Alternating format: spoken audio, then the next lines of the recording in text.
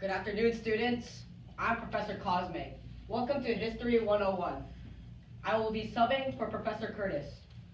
It looks like we have a special guest here today. Welcome, Professor Parmenter.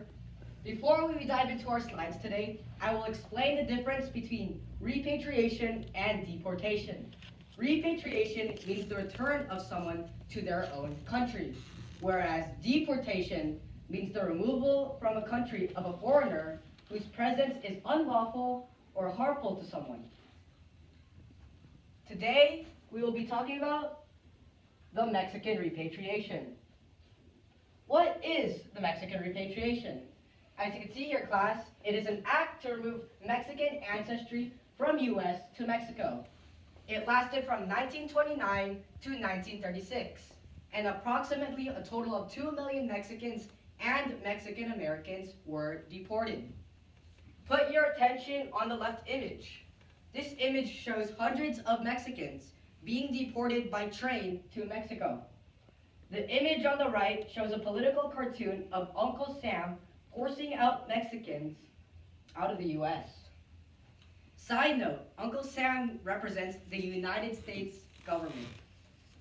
Moving on to the next slide.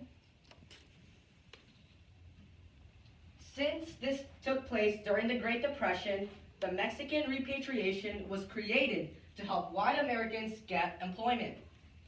When the Great Depression struck, many Americans were unemployed.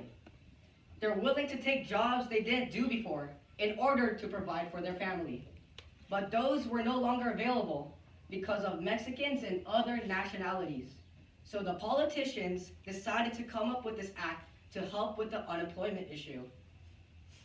And the second bullet point says, all over California, a great number of raids were conducted on Mexican American communities.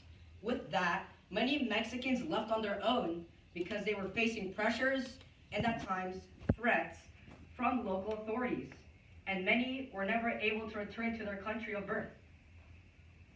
The Immigration and Naturalization Service, also known as INS, played a big role in the Mexican repatriation. Another side note, INS is now referred to as DHS, which is the Department of Homeland Security. Their job was to handle all illegal and legal immigration issues. The image on the left is quite disturbing. State troopers detaining Mexican farmers at gunpoint. The Border Patrol set up several groups to hold on to Mexicans, along with US-born citizens. And the final image on the right shows a map of the repatriation and deportation. Authorities in California and other states wrongfully removed persons in Mexican ancestry by railway, automobiles, ships, and airlines. As a result of this wrongful acts, Mexican families were forced to abandon or were cheated of personal and real property that was often sold by local authorities to serve as payment for their transportation expenses back to Mexico. Okay, class? Thank you for listening to the lecture.